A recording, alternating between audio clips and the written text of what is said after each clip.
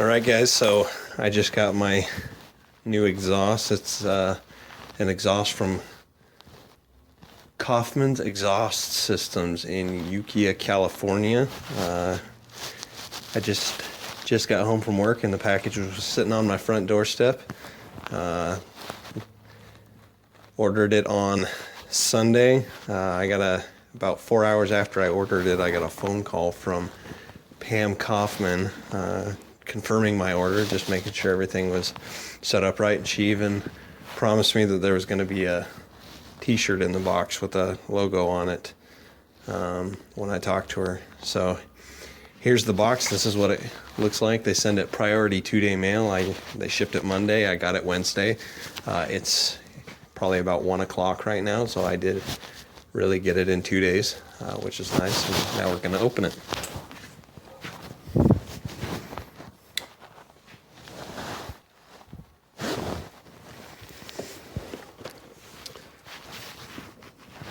Guess I don't need the knife here.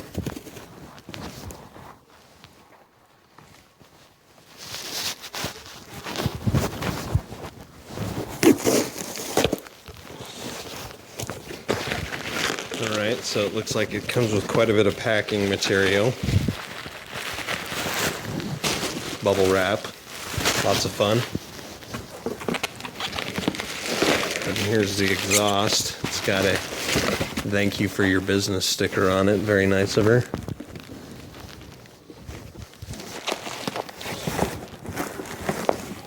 As promised, Coffman's Exhaust Systems t-shirt. That was very nice of her as well. Oh, let's get this stuff out of the way.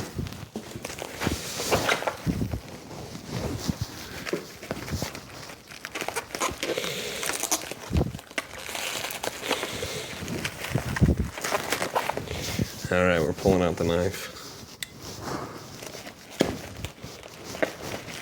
There's quite a bit of bubble wrap here. It looks like they wanted to make good and sure that nothing was going to be wrong with this bad boy.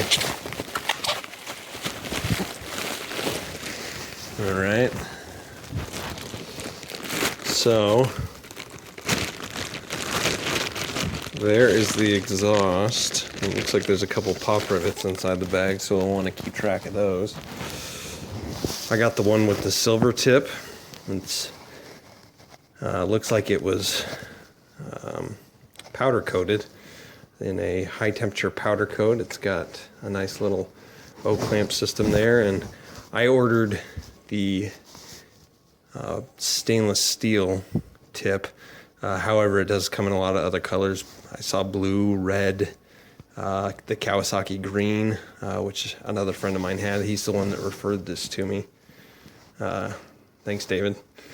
And so that's what the exhaust looks like coming straight out of the packaging.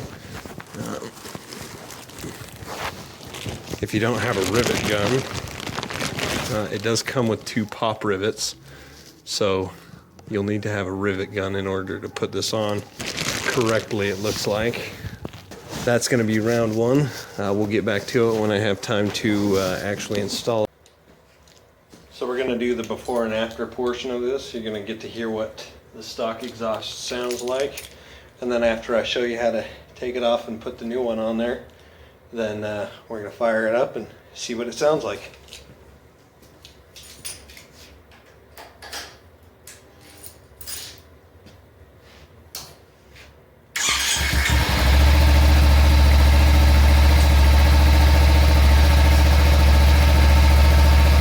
So as you can see, just sitting right next to it, it's not super loud. It's not the quietest thing in the world, but it's definitely not loud enough to be heard once you're inside your 4-wheel metal box. We're going to take it up to 4,000 RPM first, and then after that up to 7,000 RPM, and I'll hold it there just so that you can hear what it sounds like at the different levels.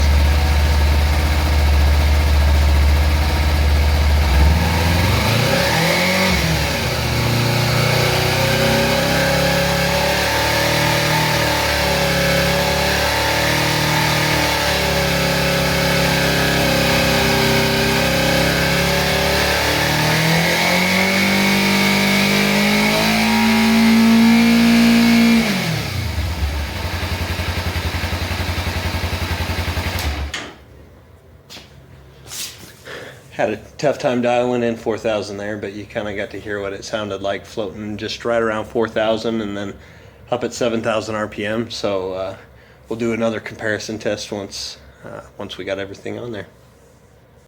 All right, guys. So I've got everything finger tight here so that we can just go through this real quick. You're going to see how easy it is to take off this exhaust here, and might not be so intimidated to do this on your own.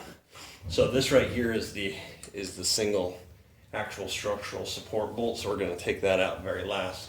First thing that we're going to want to do here, I've got my screwdriver handy because that's finger tight, or just more than finger tight, is we're going to take that bolt out right there. And if you get up underneath this shield right here, there's a little strap that you need to loosen, and if you just slide it up out of the way and pull on this shield a little bit, that shield just comes right off. You see it right there? That's what holds it up on the top. That's what holds it down on the bottom, and this just secures it to the actual muffler so it's not vibrating around. And then right here, that was the little clamp that we had on there. And then this bolt right there, all you gotta do is loosen that bad boy up and then come over here, take off our support bolt. It's holding it in place. And take the weight off of it, pull it out right there. And if you look at this, that bad boy just slides right off of there. There's nothing to it. So that's as easy as it is to take off.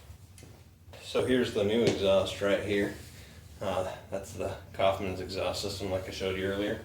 I've actually already drilled the hole for this. What I did was I put it on there, and now keep in mind when you're drilling that hole, you want to make it so that this plate right here is in the right position. This can be adjusted by backing out those screws and just turning it and then retightening it back down. But once you drill that hole right there, then that's going to determine the position that your exhaust is going to sit in. Unless you want your tailpipe to look like a cheese grater, in which case play around with a couple different ones. So all we're going to do is we're going to stick that pop rivet inside of there, and we're going to rivet that down, put the strap over top of it, and that's going to be good to go. So that's how you're going to put this exhaust on. Be back in just a minute. We'll do a sound test. All right, guys. Here's going to be the final sound test with the exhaust system on there. As you can see, I got that clamp installed on there. Put the pop rivet on there. It looks real nice now. It minimizes the side profile of the bike a little bit, taking that Mammoth exhaust off of there. So we're going to fire it up here in a second, and then do the same two benchmark tests. Rev it up to 4,000, and then we're going to rev it up to 7,000, and we'll see how different it sounds. Here we go, guys.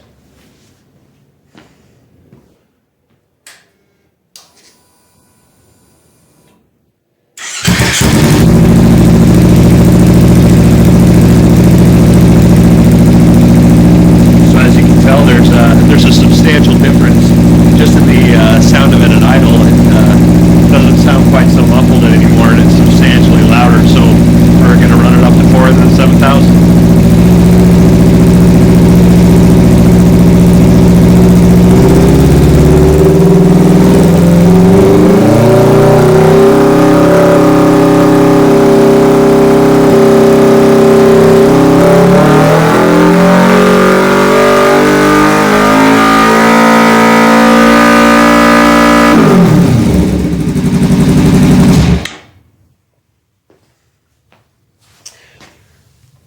So as you can see there's a pretty sizable difference in the sound of that exhaust over the stock system.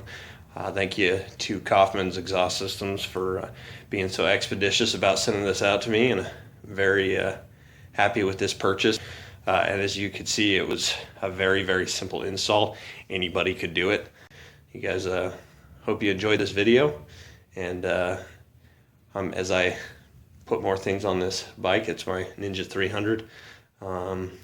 We're gonna put this up on YouTube and see if we can help some other people out there.